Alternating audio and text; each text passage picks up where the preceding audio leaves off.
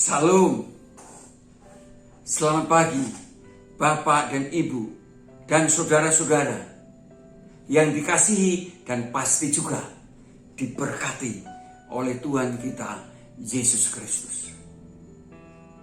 Pagi ini dalam renungan embun surgawi ini saya akan mengajak Anda merenungkan firman Tuhan dari kitab Mazmur pasal 37 ayat 1, 2, 7, dan 8. Saya memberikan tema renungan pagi ini adalah kebahagiaan orang yang berbuat jahat itu semu. Kebahagiaan orang yang berbuat jahat itu semu. Bapak, Ibu, Saudara yang dikasihi Tuhan kita Yesus Kristus, kalau kita melihat orang-orang yang berbuat jahat itu luar biasa, saudara, sangat bahagia. Tapi menurut Alkitab, kebahagiaannya itu semu. Itulah sebabnya Daud memberikan nasihat supaya anak-anak Tuhan jangan marah dan iri hati melihat orang yang berbuat jahat itu walaupun berhasil. Seperti dikatakan di dalam ayat 1, 7, dan 8. Dikatakan demikian, dari Daud, janganlah marah karena orang yang berbuat jahat. Janganlah iri hati kepada orang yang berbuat curang. Ayat 7. Berdiam dirilah di hadapan Tuhan dan nantikanlah Dia. Jangan marah karena orang yang berhasil dalam hidupnya, karena orang yang melakukan tipu daya. Ayat 8. Berhentilah marah dan tinggalkanlah panas hati itu. Jangan marah, itu hanya membawa kepada kejahatan. Jadi, Daud menasihatkan supaya anak-anak Tuhan itu tidak marah dan juga tidak iri hati terhadap orang yang berbuat jahat, walaupun nampaknya sangat bahagia, sangat berhasil, sangat luar biasa. Mengapa, saudara? Karena, mari kita lihat, saudara, karena hidupnya akan segera layu dan lingsut seperti rumput dan tumbuh-tumbuhan. Mari kita lihat, saudara, ayat yang kedua. Ayat yang kedua dikatakan, sebab mereka segera lingsut seperti rumput dan layu seperti tumbuhan hijau. Wow, saudara.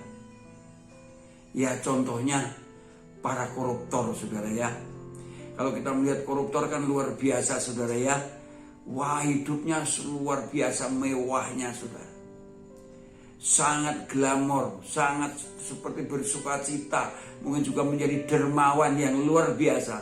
Tapi kalau sudah ditangkap, saudara, kalau tertangkap, saudara, lingsut layu, saudara. Tidak ada sukacita lagi, saudara.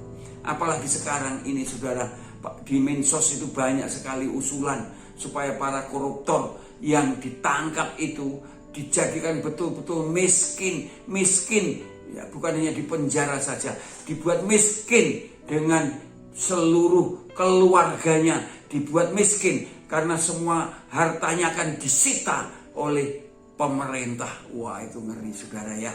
Ini kalau tidak tertangkap, ya pasti mati masuk neraka, saudara ya, karena berbuat jahat. Dan pasti itu bukan anak Tuhan, karena hidupnya hidup sebagai orang yang selalu berbuat dosa jahat. Dan yang kedua, kemarahan itu hanya akan membawa kejahatan. Ayat yang 8 sudah dikatakan, berhentilah marah dan tinggalkanlah panas hati itu. Jangan marah, itu hanya membawa kepada kejahatan.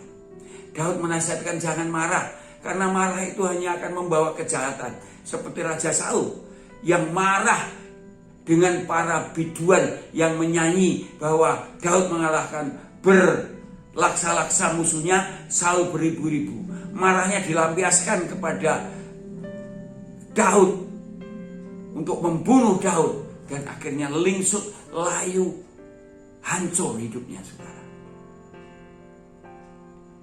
Dan itu sebabnya Daud juga menasihati supaya jangan marah, karena marah itu hanya akan membawa dosa. Terus sebabnya Rasul Paulus berkata, apabila kamu menjadi marah, jangan kamu berbuat dosa. Janganlah matahari terbenam sebelum padam amarahmu. Artinya, jangan marah yang membuat kamu berbuat dosa, yaitu marah karena kebenaran. Dan kalau kita marah, itu tidak bisa mengerjakan kebenaran di hadapan Allah. Seperti kata Yakobus pasal 1 ayat 20 yang mengatakan, sebab amarah